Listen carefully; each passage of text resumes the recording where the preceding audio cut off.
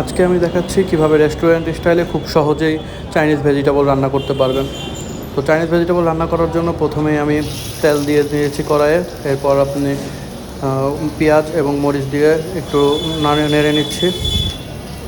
পেঁয়াজ এবং মরিচ একটু গরম হয়ে আসলে আমি এখানে দিয়ে দিব সসেস এবং মাশরুম। সসেস এবং মাশরুম দিয়ে আর একটু ভেজে নিতে হবে। ভালো করে ভেজে নেওয়ার পরে এখানে সব সবজি আমি দিয়ে দিচ্ছি। এই সবজিগুলো আগে থেকে আমার ব্লাঞ্চ করা আছে।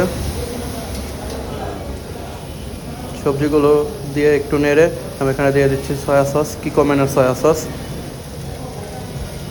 তারপর অল্প একটু ফিশ সস। সসগুলো দিয়ে আবার একটু গরম করে নিচ্ছি।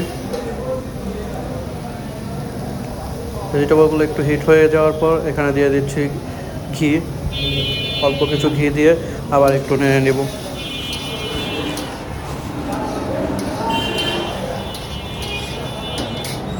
সবজিগুলো ভালোভাবে গরম হয়ে যাওয়ার পর এখানে আমি গরম পানি দিয়ে দিব, পরিমাণ অনুযায়ী গরম পানি।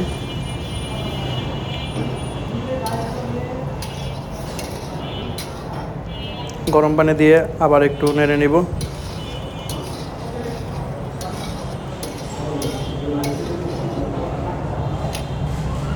যখন ভেজিটেবলটা ভালো গরম হয়ে যাবে তখন এর ভিতরে আমি চিকেন পাউডার দিয়ে দিচ্ছি।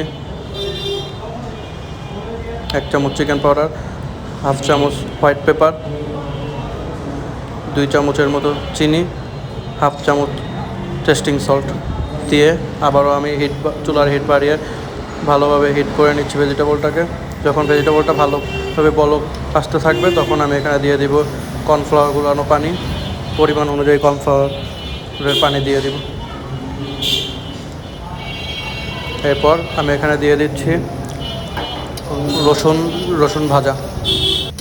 এইরকম রেসিপি যদি আপনাদের আরও দরকার হয় তাহলে কমেন্ট করবেন।